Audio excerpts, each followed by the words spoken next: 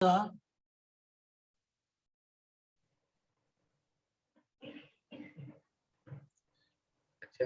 four. Got it.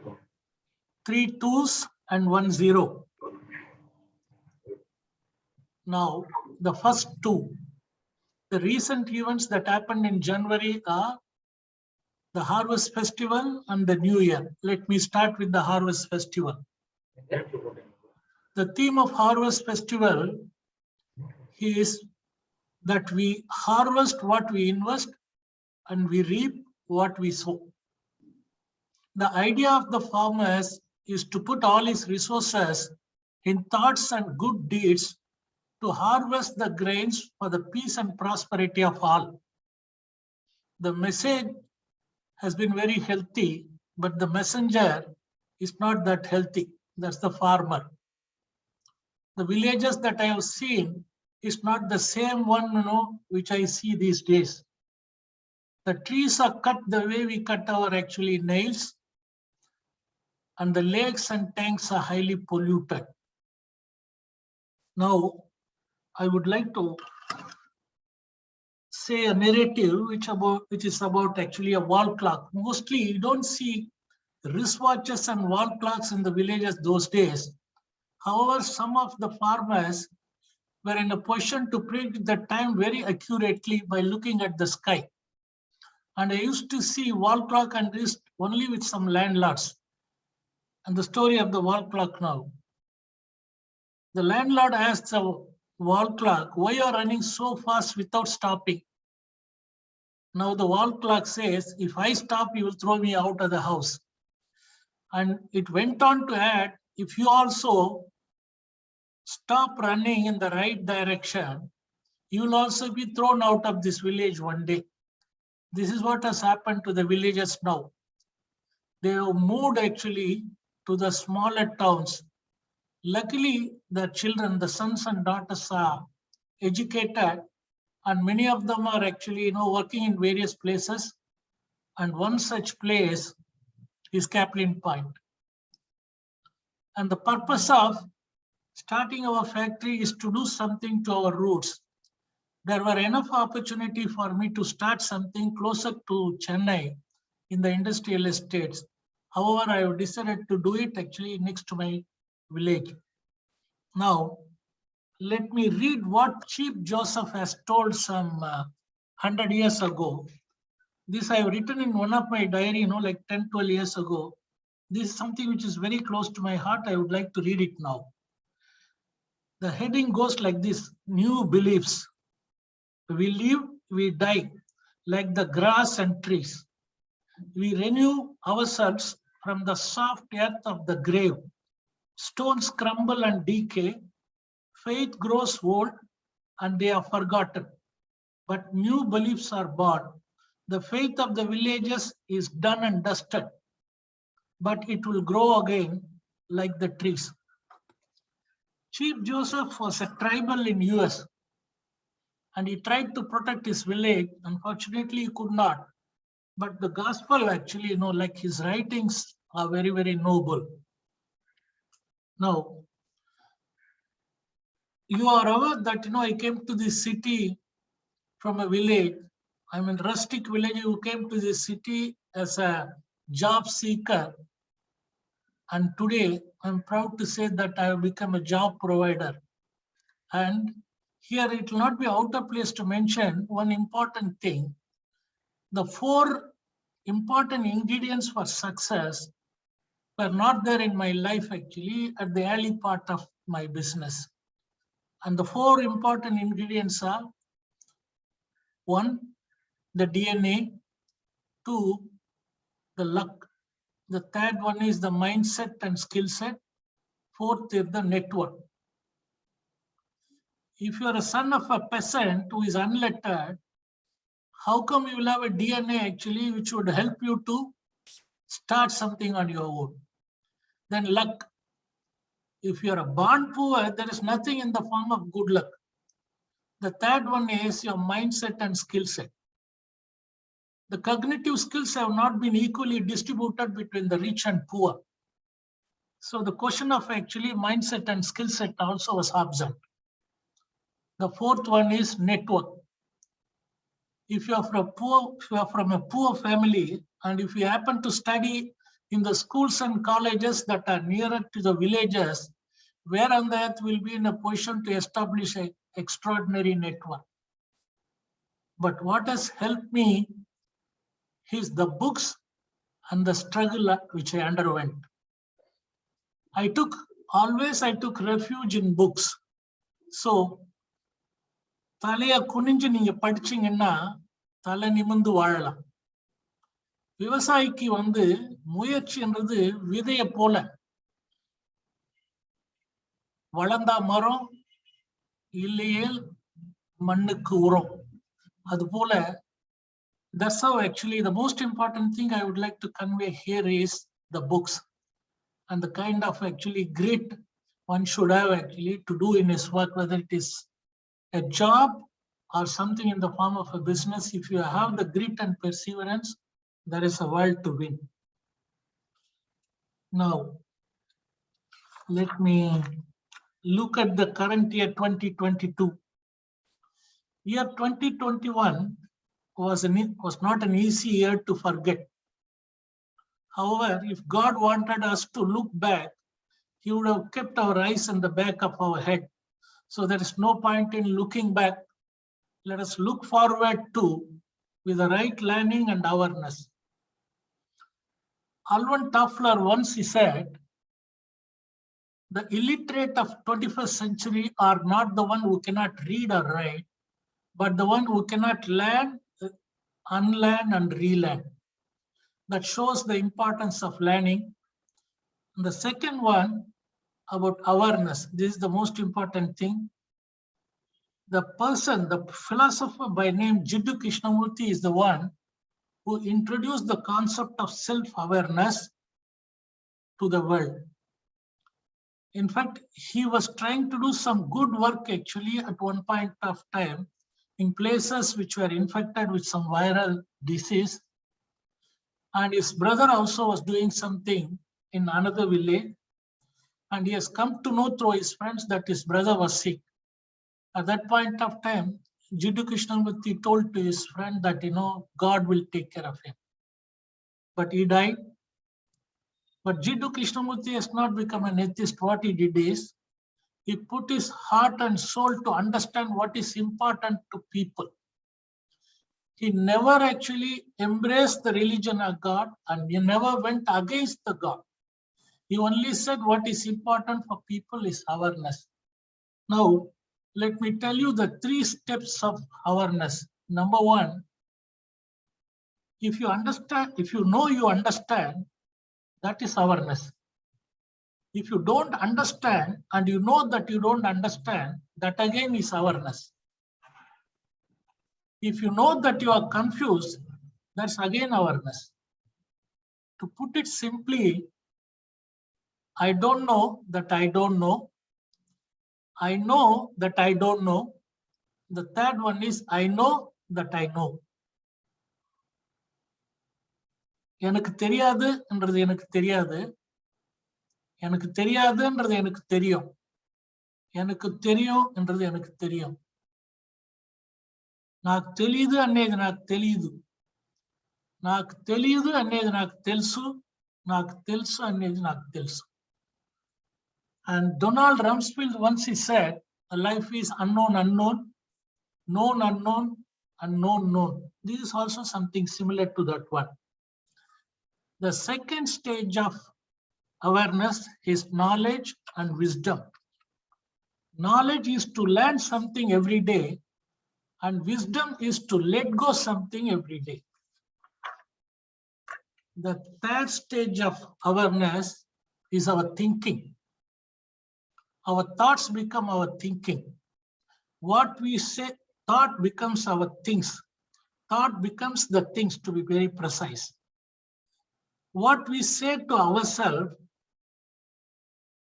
becomes our reality. There are 2 types of thinking, which of course you know, positive and negative. Positive thinking, doing and being, and the negative thinking consists of various negative qualities such as bias, which is conscious and unconscious, prejudice, ego, comparing, judgment, wrong opinions, and the worst is complaining. Ego is a 3-letter word which kills the 12-letter word called relationship. You go without complaining for 24 hours and you will see a different world, which is not that easy. All of us are struggling actually to make it. However, we will have to make it as a practice not to do it. The only person probably whom I have come to know and whom I have actually read, and of course I met a person who is a very close friend of Abdul Kalam, and he is the only one who has practiced actually the positive language and who never complain. So if I have to put it in Tamil, குறைக்காத நாயும் இல்ல, குறை சொல்லாத வாயும் இல்ல, இந்த ரெண்டுமே இல்லாம ஊரும் இல்ல, நாடும் இல்ல, நகரமும் இல்ல. Now the 4th stage of awareness is reality and imagination. Reality and imagination are inseparable.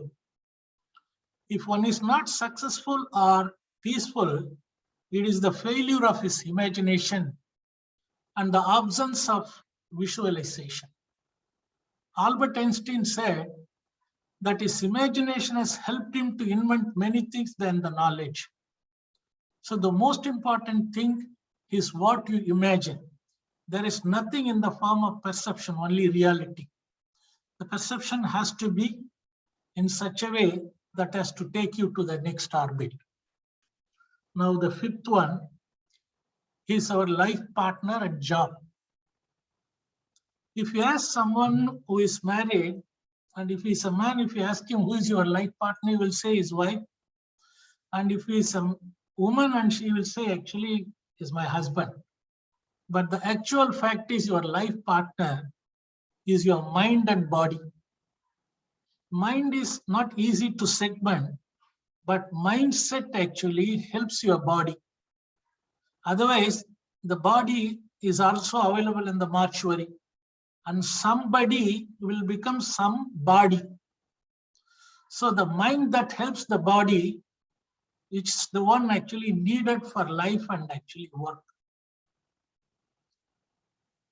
Then coming to the job, when somebody asks us what kind of a job you are doing, we will tell them that I am a chemist, or I'm a clerk, I am a manager, I am a sales executive. But at the end of the day, our job is job of living. And the job of living actually consists of conscious and subconscious mind. Your subconscious mind is your driver, and your conscious mind is the passenger. Your subconscious mind is something similar to the SAP that we are currently implementing.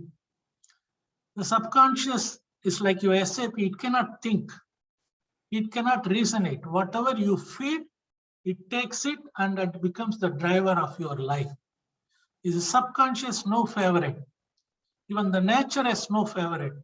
The God also has no favorite. God helps to those who help themselves. Nature, if you nurture it, it helps you. The same way, if you feed the right things to your subconscious, it creates a huge significance in your subconscious and drives your life. கோயில் வாசல்ல இருக்கிற பிச்சைக்காரனுக்கு எல்லாமே கடவுள் தான், கடவுளுக்கு எல்லாமே பிச்சைக்காரன் தான். So what is important is at the end of the day, you don't have to go with a begging bowl to anywhere. If you can do something good, especially if you do good things to poor and the underprivileged and the downtrodden, that's a service to the God. And there is no point in putting actually the black money in the hundi. And these are the people who have the audacity to corrupt the God also. And there is no raid actually if the money is put in the hundi. How can it be? It is so irrational and it cannot be that way. So what is important is again the right awareness. Then the 6th one is a mental creation. We have to understand that our life is our own creation. It was created twice. It was a mental creation first, and then a physical creation. Whatever we touch, feel, and see, whether it's the computer in front of me, or the chair in which I'm sitting, or the table which is opposite to me, these all are mentally, thought by somebody or created by somebody, then it became tangible. So whatever you believe and conceive, you will achieve. What is important is what you believe and to what extent you believe. It seems an ant also can carry 100 times of his weight. So don't be the ants in your pants. Now, the second number is 0. If you look at it as alphabet, it is O. Our company is a turnaround story. It's nothing but a 0 to 1. You cannot extract 1 from a 0. Either you prefix or postfix something to create some value. Better to prefix. We have found an opportunity in adversity. That's how we turned around our company. And you don't see many corporate turnarounds. That too by doing only, by selling products which are more of generic in the unregulated markets. Okay, now coming to the second important one is zero tolerance. Zero tolerance, of course, most of our people, the old and new, understand actually the importance of zero tolerance for integrity, quality, and productivity. And if technology is a word, organization is a grammar, and culture is a thesaurus. Organization engiradhu oru vaartha, sorry, technology engiradhu oru vaartha, organization engiradhu oru vinaichol. Culture engiradhu oru kalanjiyam, சொற்களஞ்சியம். Now, the zero expectation.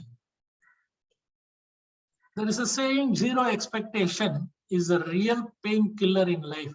But again, it's very difficult to do it because maybe for a saint it's possible. We live in a world of expectation. Even a monk, actually a junior monk, asked his senior monk, we live in information age, can I use the email?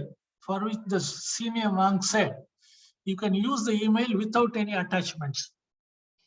So that clearly shows life revolves around give and take. If someone is a selfless giver, that's something great, but again, it's possible in a non-profit organization, not in an organization where there is a profit involved. Profit without business is like marriage without love. At the same time, we should not also play the zero-sum game. And we have to play a game which involves win-win, so that, the employee, employer, and customer all are benefited, and all of the stakeholders who are part of the company also will have actually a prosperous life.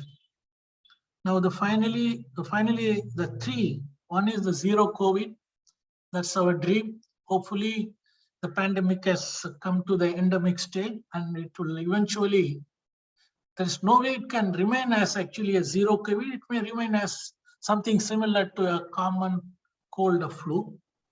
Then the zero emission and zero waste. It has not been a priority to many countries and companies.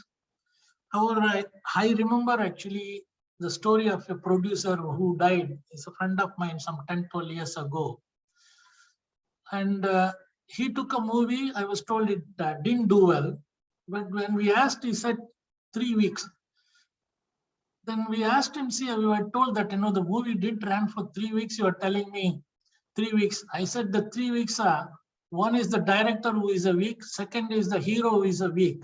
And the third actually is the heroine who is also a week. The communication here is the most important one. The purpose of my telling this one is, people are ready to invest more money in missiles, not to prevent actually the microbes. So it's better not to talk much about it because it will lead to controversies. So we'll focus more on our own areas, which will definitely take us to the next orbit. The most important one in the form of vision and mission. Vision is all about our tomorrows, our destinations, our dreams and goals. Mission is our edible ideas, plans, and the strategic necessity and the executable niche. Our strategy is to create a technology platform in the form of end-to-end, which has not happened in the company before. And you are aware that we have a end-to-end business model in countries where we are present today. Here I would like to say one important thing. We are currently in the smaller geographies, 6 countries, which has brought actually the company to where it is today, be it in the form of cash flow or the CAGR or the top and bottom line. This has been very consistent for the last 10 years, mainly because of the 6 countries. Now we are moving to the 6 bigger geographies. They are first US. US market, again, what we have done in the smaller geographies, we have replaced the importers, and which is not possible in the bigger geographies. So we will try to replace the distributors in the bigger geographies. The first one is US, where the uninsured and the underinsured put together is 41%. Uninsured is 13% and underinsured is 28%. And 29% of adult Americans feel the pain of the cost. And we also have planned to address the second and third tier market. The purpose of my telling this thing is to make you understand that there is an opportunity in the form of catering to the lower and bottom of the pyramid in any country, whether it's a poor country or rich country. There is no country where 100% population is rich. So the concept that we have been actually implementing in the form of catering to the bottom of the pyramid can continue to other countries with a varying degree, with a different and differentiation. Then second market which we are going to focus is Mexico. I've been there for 6 to 7 times, and my elder son Ashok has been there for more than 20-25 times. This is the backyard of US, and it's a country which is adjacent to the countries where we are currently doing good business, Central America. So we will also have adjacent opportunity, and it should be very big because of the size of the country. We will not only focus on the institutional business here, we will also focus on the private market. There is a market which is worth 2.5 billion. Once the restrictions are eased, we will make a trip to this country and find out how exactly to position our products in this part of the world. The third one is Brazil. Brazil is the largest market in the whole of Latin America. This is a country which of course is huge in size. So we'll have to select some of the important provinces where the number of actually poor and lower middle class, the population of lower middle class is high, and try and actually create a setup there, a distribution setup after the completion of our registrations. We just got our online approval for the facility. We are trying to register our products in Brazil. The next one is Europe. Our focus will be more on Eastern European countries, which are smaller in size. Once we complete registration in this part of the world, we will be in a position to open up a warehouse in this part of the world. That will help us actually to remove the intermediaries and directly approach to the end users in the form of small wholesalers and hospitals, clinics, and pharmacies. Finally, and the next one is South Africa. The third largest population in South Africa is Indians, mainly the South Indians. Some 10 years ago, I went to Durban and I have seen a lot of Indian doctors and chemists. And most of the doctors here, they dispense medicines. And that clearly shows there is an opportunity for a company which can go for a basket of products with different buckets.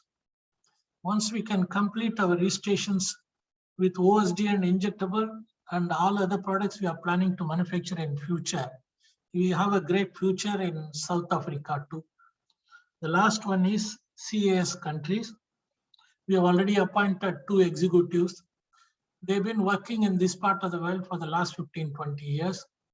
And I'm sure they will be in a position to bring good business to our company. Then the entry barriers. The entry barrier has been actually easier in countries where we have been selling our medicines. And the entry barriers in the bigger markets is quite high.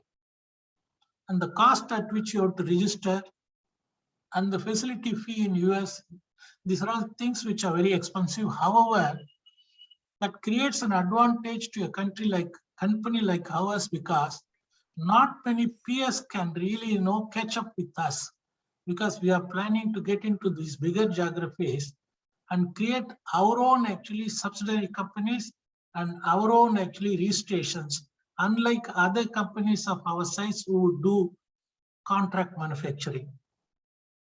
And people and technology. You are aware that we have been investing in people, especially people from bigger companies. They are currently controlling our R&Ds, both API and formulation, injectables and OSD. Then our CROs, factories, and all other areas. I'm sure that new talent and the technology will take the company to greater heights. Let me also say a few words about our projects. The major one is the second phase in our Caplin Steriles. We are investing close to 200 crores in Caplin Steriles. We have not been borrowing or even taking money from our partner. And hopefully we will complete everything in the next 1 year. Currently, we have around 2 to 3 lines. This will become 7 lines by the time we complete our second phase in the next year. We are also going for 2 more projects in formulations. One is the Onco tablets and injectables. The Onco tablets commercials will start somewhere by September or October in the current year. Injectables hopefully will start in the next year. And OSD, we have a building which is 60 to 75% completed. The next one is API. We bought 20 acres of industrial land next to our Caplin Steriles. And we're also trying to go for a acquisition of an API factory. Hopefully, the second attempt, first one actually, came to very close and it failed. Hopefully the second one will fructify, which we will know in the next 1 month. You are aware that Caplin is a progress machine and it has been growing on a healthy clip. Ours is a purple, we are witnessing a purple patch and we are also attracting the purple squirrels. And we are sure actually that we are building our tomorrows today. Now the employee brand and the employer brand that will create the corporate brand for Caplin Point. Let me first give you the anecdote. Coffee never knew it's so nice and sweet before it met actually the sugar and milk. Here, the coffee is the entrepreneur, sugar and milk is the employee and customers. When we blend and bind together, there is a huge opportunity for all of us. Now let me narrate the vital fuse which has created the employer brand. Our business in Latin America is not a pedestrian prose. You are aware actually, we are probably the only company from India which is actually the #1 among the generic players in this part of the world. And many of they may or may not be aware of actually our origins and how exactly we ventured into this part of the world and how that became a successful model for Captain Point. So I would like to say a few words about our business. The success for this business are two important factors. One is the front-end presence in Latin America. The second one is the outsourcing from China. The third one, of course, has also contributed is the brand marketing in West Africa. The two major ones I would like to touch base now. After the setback, actually, I took my elder son Ashok to Dominican Republic.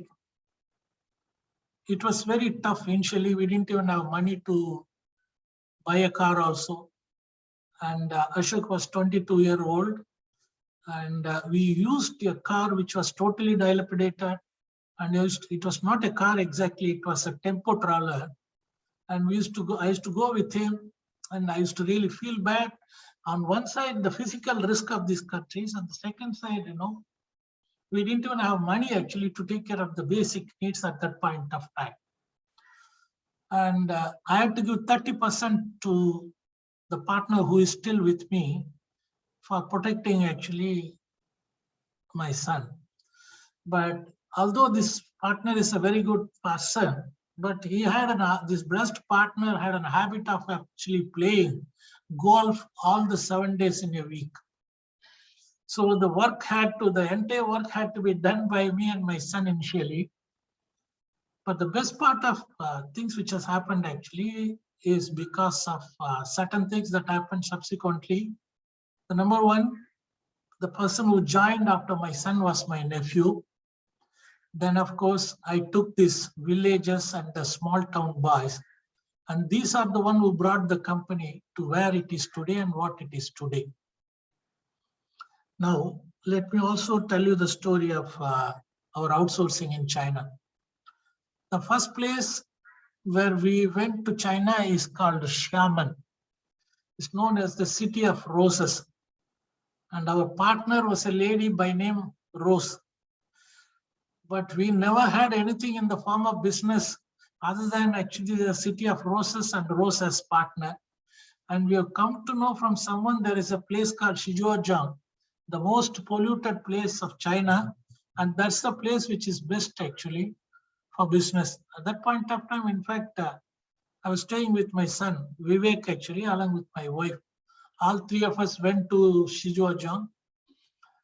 And we have come to know that one lady from India is managing a company, and we went and met that lady. She started asking, who is going to manage the show? I said, my son.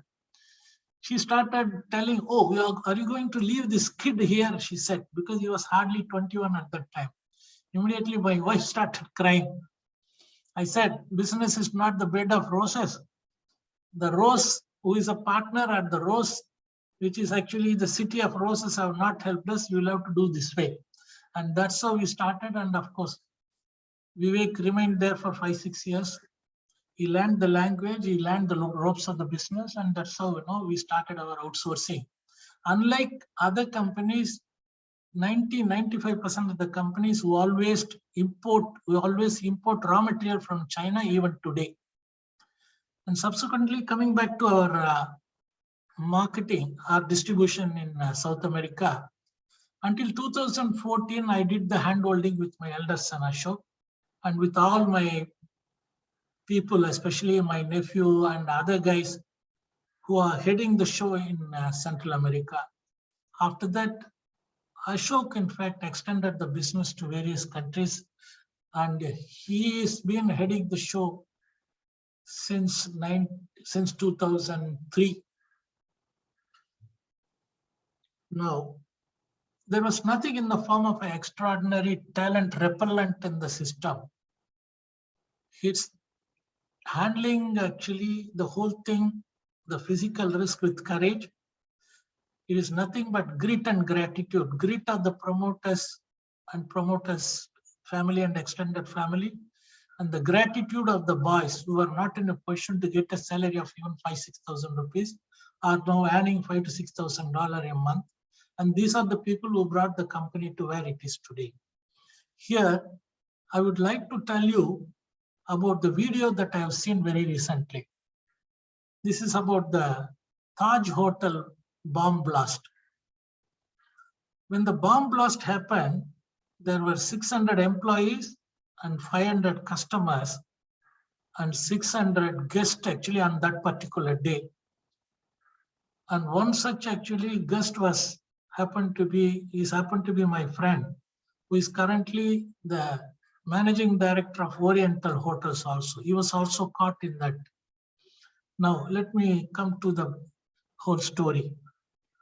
The 600 employees, out of the 600 employees, none of them have gone out of the hotel in spite of the blast. They have taken the guests out of the hotel and then remain outside the hotel. They come back to escort other guests. And totally there were 34 casualties, out of which 17 were employees. And a Harvard professor who came actually to understand how it has happened, what is the exact reason for this kind of extraordinary culture or loyalty, he went and asked each and everybody, including Tata's. Even Tata was not in a position to say the exact answer. When he went to the HR, he had come to know that, the HR went to the small towns and recruited people from families who have family values and commitments.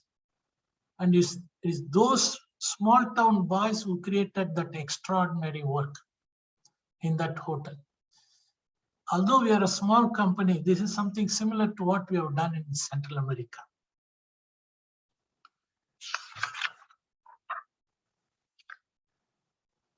We chose our business and we didn't settle for it. It will not be out of place to mention about our West African business also here. In fact, the main architect is our associate by name Dr. Sangare. The person who has been a bridge between Sangare and the company is Mishra. And there are only two people who have been in the company for the last 25 and 27 years. One is Mishra, other one is one Koil Raj, who is the head of our business in Ecuador. He came as a T-boy and he rose to the level of heading our operation in Ecuador.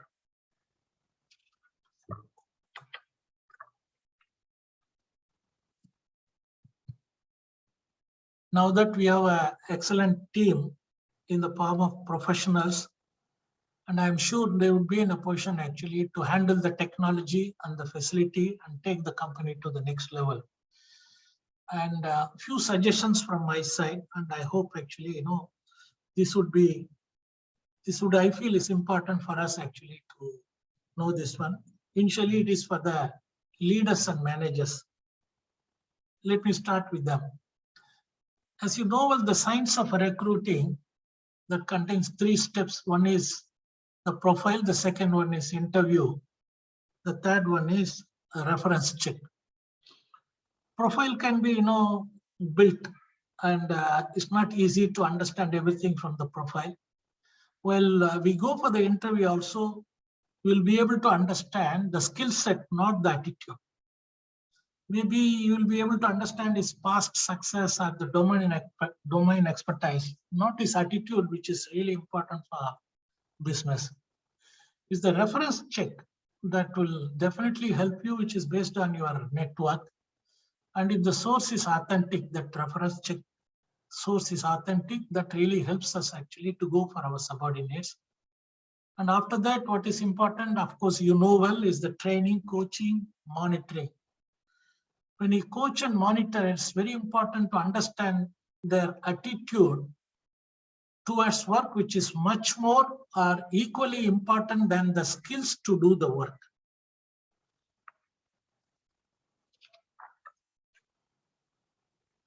And I also request you not to feel threatened to create leaders below leaders.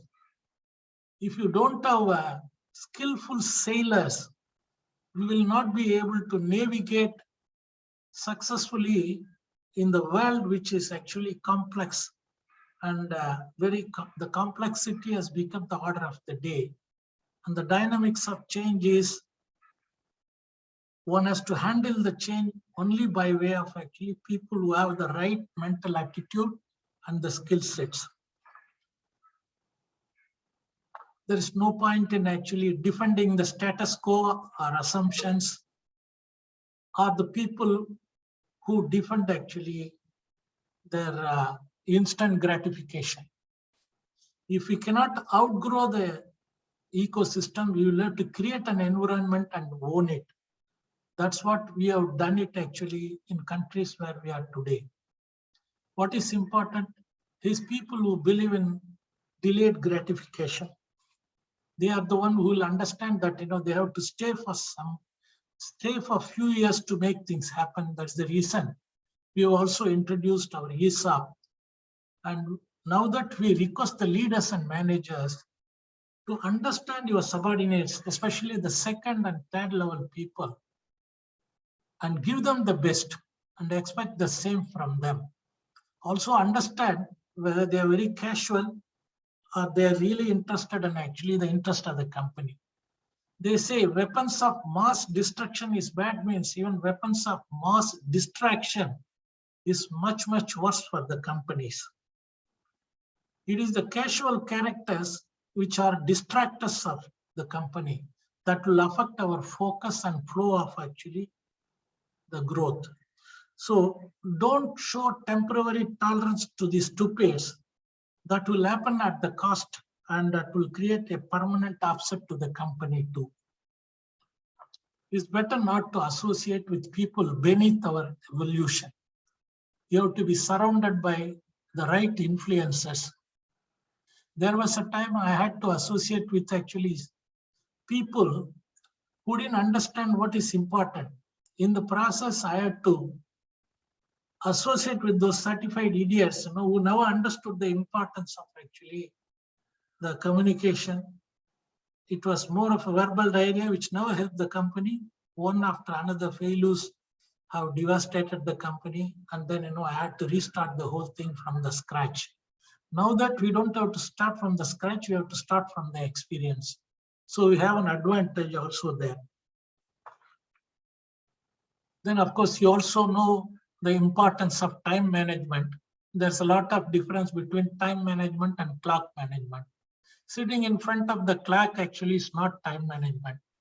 An easy example to make you understand is the difference between an incoming call and outgoing actually. Your outgoing call is your choice. Incoming call is not your choice, although you know, or although you have a caller ID. I'm sure your smartphone does not have a caller reputation. I don't think we have such an algorithm in our smartphone. Maybe when the algorithm is installed, then we'll entertain our incoming calls. There's no point in spending more time on our incoming calls, which is a waste of time. Then the attrition. Of course, attrition is part of in any business. At the same time, if you lose an employee who is intelligent and good to the company, then I only remember what has been actually written in a book which I don't remember now. People won't leave organization, people leave people. Let us not be a party to it. Let us take care of our people, in turn they'll take care of the company. However, when a part is stirred, not all ripples will respect the brim. Few will embark upon their independent journey. That swallow will not make us summer, and we don't have to worry about it. Some of those who want to conduct their own journey, let them go. That's not going to create a ripple in our company. Now, there is a beautiful saying about the employer and employee relationship. It's like an envelope and a stamp. The envelope told to the stamp, stick with me, we will go places. This is what I would like to convey to our employees, be it actually an executive, be it a leader, be it a manager, be it actually a second, third level employee. Let us stick to each other, and the stickiness factor should be in such a way that should become a skin in the game, so that we all will grow as a team and create prosperity to the company. The last few words about my starting point, and that will make actually some of the people who are part of a middle class or a poor family to understand what exactly is the economic handicap. Economic handicap is nothing but poverty, or we are from a poor family. When you're poor, automatically you become actually, you become actually, you don't have money. That's how it happens, in the form of economic handicap. But a born poor does not have to live or die as poor. One should understand the vocabulary of the rich.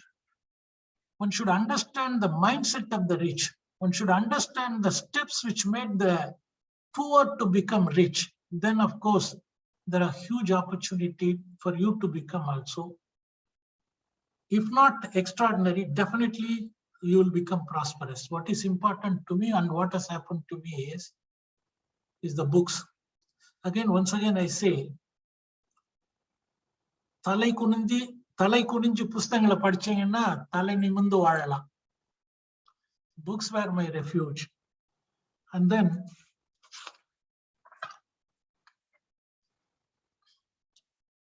your life has not been determined by actually the fate or destiny. Your decision determines your destiny. There is nothing in the form of actually destiny. Even if somebody says you don't have to actually go for that borrowed wisdom. If you think and if you plan, if you use your thinking, if you use your words, if you use your action, if you believe and conceive, and if you create it as an habit actually for prosperity, there is an opportunity for you. I can be an example to that. There was nothing in the form of actually some mentor in my life. My father, I never had a father in business. I don't belong to any community which is a business community. And I don't actually, I don't even remember a person who gave me at least 1,000 rupees in my life, including my father. Only time, of course, I invested my wife jewels and arranged some 5,000 rupees. Probably that's the reason she is the maximum stakeholder in the company today. And other than that, the shareholders, of course, they've invested their money and the banks have invested. And I have done justice to the shareholders and the bank also. I paid the money back.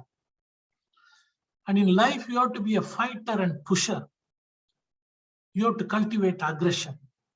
If you are a low profile loser, the life is, people will walk all over to you and you will be regarded as a low profile loser.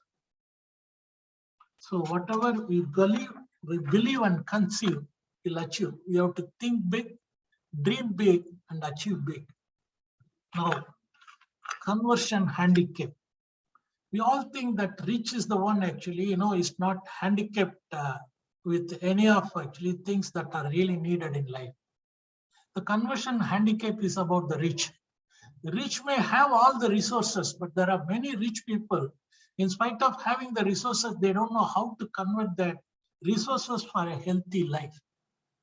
Money has two functions, a medium of exchange and a store value. Beyond a point, money is just a byproduct. We need to understand money has to be used and managed, and people have to be loved. If you use people, one day or other, people will understand that you are not the person who is going to actually benefit them, and you leave people. People eventually leave you, and there is no way you can create something extraordinary. Today, the dynamics have changed. It is in favor of the job seekers. If you can identify an intelligent job seeker, your job becomes easy to believe and achieve actually whatever you conceive. Now, even if you are rich, it's better to be humble and understand life is like actually a chess game. Once the game is over, the king and pawn goes to the same box. Let me also tell you one more example. If someone is down with COVID, if he goes to a doctor, whether he's a Birla or Bania, the diagnosis will be one or the same. Life is as simple as that. And what is important in life, of course, is, especially for people like us who started from a very small beginning, your life is like a washing machine. It takes a twist and turn. Eventually, you will come out clean. Now let us start our journey for a greater good and make our company in the form of good to great. பாதைகள் ஒருபோதும் பயணத்தை தொடங்கவில்லை. பயணம் செய்ய முற்பட்டவர்களால் தான் பாதைகள் துவங்கின. Thank you very much. Thank you. Thank you, sir. I'll now end the session.